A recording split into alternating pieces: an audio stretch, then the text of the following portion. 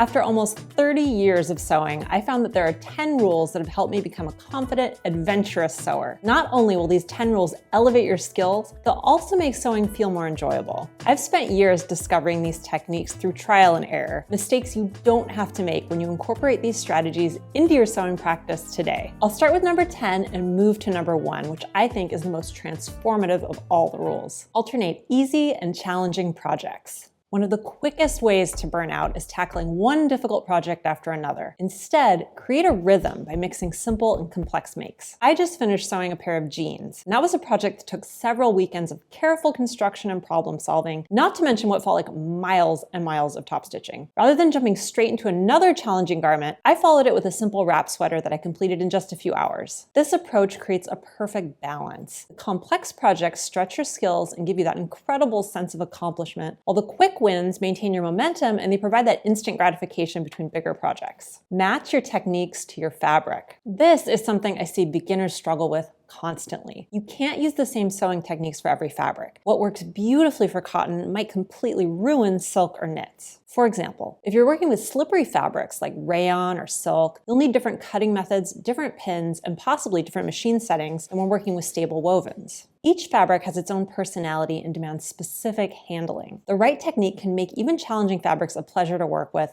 while the wrong approach can lead to hours of frustration and really disappointing results. That's why we create videos about specific fabrics, so you can learn all those tips and tricks. Be sure to check out our Fabric Guides playlist if you want to start learning more about those little tweaks you can make. Use the right interfacing. Interfacing might not seem glamorous, but it can make or break your project. When I first started sewing, I used the same stiff, fusible interfacing for everything, and it created all sorts of problems. Facings that popped out, collars that looked unnaturally rigid, and garments that didn't really drape naturally. My go-to now for most projects is a lightweight knit interfacing. It provides just enough structure without making things bulky or stiff. For tailored garments like jackets, I might opt for something with more body, while sheer fabrics might need an ultra lightweight option. Think of interfacing as the foundation garment of your sewing project. Invisible when done right, but crucial for creating the perfect shape and structure. Create a plan, but leave room to improvise. Spontaneous sewing can be really fun, but I found that a bit of planning transforms how much I actually wear what I make. I used to just buy whatever fabric caught my eye and make whatever pattern excited me in the moment. The result? A closet full of beautiful clothes that didn't work together or fit my actual lifestyle. Now I spend time thinking about what I need,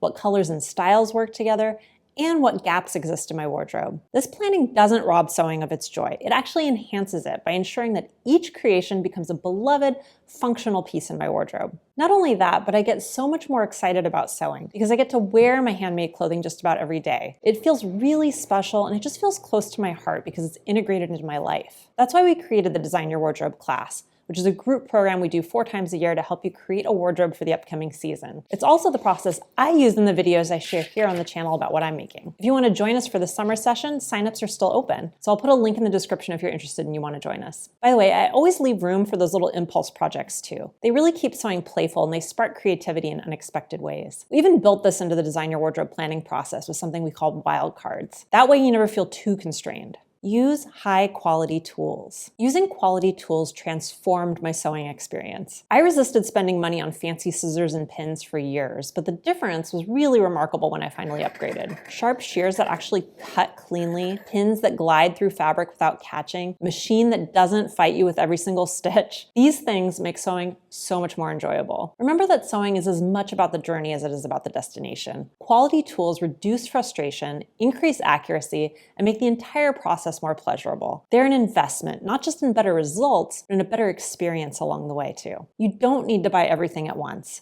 Start with the tools you use most frequently, like scissors, pins, or a good seam ripper, and then just build your collection over time. Work in small chunks. Marathon sewing sessions used to be my norm. I'd block out an entire Saturday thinking I needed hours and hours to make progress. This approach created 2 problems. First, I'd get tired and frustrated towards the end, but I'd feel compelled to finish anyway, leading to mistakes and overall a negative experience. Second, I found myself avoiding sewing altogether unless I had a huge block of time available, and that wasn't often. Now, I prefer working in small chunks of 1 to 2 hours. Even half an hour is enough to make meaningful progress. Pressing fabric, cutting out pattern pieces, pieces, or even just sewing a few seams. Now I have a 30-minute rule. If I find myself thinking I don't have enough time to sew, I ask myself if I have just 30 minutes. If I can find that much time, I know I can make progress on a project, even if it's just a little bit. This approach keeps sewing fresh and enjoyable for me. It also helps me maintain momentum on projects because I can fit sewing into my regular schedule rather than waiting for those elusive free days. Try it on as you go. This simple habit has saved me countless hours of rework. Even with a perfectly fitted muslin, your final fabric might behave differently, causing fit issues you didn't anticipate. I've learned to try on garments at strategic points, before inserting sleeves, before attaching facings, and before hemming. This gives me opportunities to make small adjustments throughout the construction process. For example, when I'm making a dress, I'll try it on before attaching the sleeves to check the shoulder fit, again before adding the collar to ensure the neckline sits properly, and of course before hemming to get the perfect length. Every time I skip this step, I end up regretting it. So learn from my mistakes and try your garment on as frequently as you can. These check-ins take just a minute, but can make the difference between a garment that's just okay and one that fits beautifully. Find your signature fabrics. The world of fabric is vast and it can be really overwhelming. There are literally thousands of options, each with different characteristics and handling requirements. Remember what I said earlier about matching your technique to your fabric? With so many options, it can be really overwhelming. Instead of trying to master everything at once, find a few signature fabrics that you love working with and wearing. This allows you to develop deep expertise with those specific materials before branching out. My signature fabrics include denim,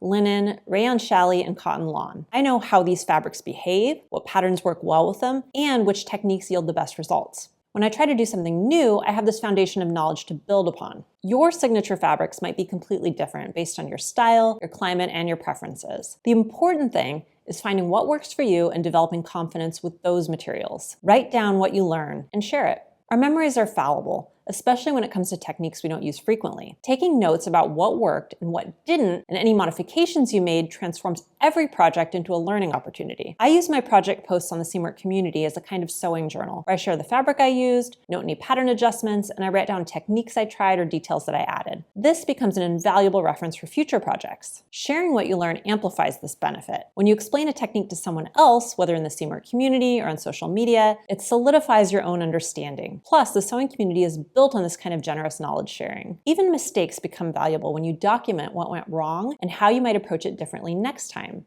No experience is wasted when you capture what you've learned. Learn something new with every project. This rule has transformed my sewing more than any other. With each project, I challenge myself to incorporate at least one new skill or technique. It doesn't have to be complicated. Maybe it's trying a different seam finish, experimenting with a new buttonhole method, or using a walking foot for the first time. The point is to continuously expand your skills through deliberate practice. This learn as you sew approach turns every project into both a creative outlet and a learning opportunity. Over time, these small skill additions compound into comprehensive expertise that allows you to tackle increasingly complex projects with confidence. And if you're wondering why your handmade clothes still have that homemade look despite following all these rules, there might be specific details you're overlooking. To discover the 5 secret signs that instantly reveal your clothes are handmade and how to fix them for a professional finish, watch this video next.